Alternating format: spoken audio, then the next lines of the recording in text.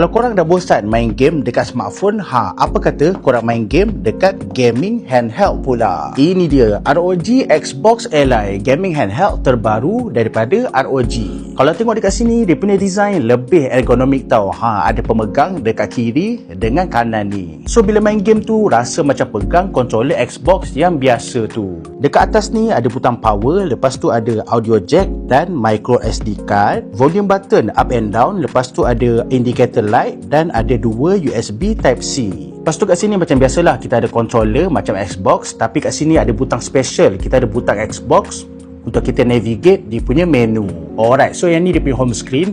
Cuba tengok, dah macam PC kan, sebab dia run Windows 11. Yang ni pula dia punya spek. Dia punya processor AMD Ryzen Z2A.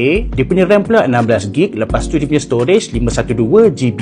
Lepas tu kat situ dia tulis Windows 11 Home Single. Dia punya screen pun memang besar tau, sebab ada 7 inci Full HD display dengan 120Hz refresh rate. Kalau nak main game, just tekan je dekat sini. Lepas tu kita boleh pilih nak main game dekat Xbox ataupun dekat Steam. Alright, jom kita try main game. Sekarang aku tengah main game Hogwarts Legacy tau. Memang best weh game ni. Alright, so macam ni rupa game dia. Cuba tengok dia punya grafik. Not bad kan? Macam main dekat PC. Wah, cuba tengok tu. Siap boleh terbang lagi. Aku memang sukalah pemandangan dekat game ni. Memang luas weh. Ya.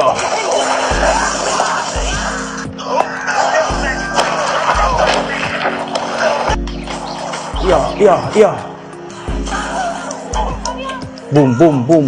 Yeah. Lepas tu aku ada beli USB hub macam ni tau. So kalau kita cocok dekat Type-C ni, kita boleh letak lebih banyak peripherals. Contohnya aku nak main game 2 orang, so kita ada 2 controller dan ada 2 USB, boleh letak je dekat sini. Lepas tu dengan kabel Type-C tu HDMI, aku boleh gunakan TV untuk display yang lebih besar. Pada pendapat aku, ROG Xbox Ally ni memang best kalau korang gamer tapi malas nak buka PC, so korang main je game dekat sini. Kecil pun kecil, design ergonomik, senang nak pegang, lepas tu mudah nak bawa pergi mana-mana.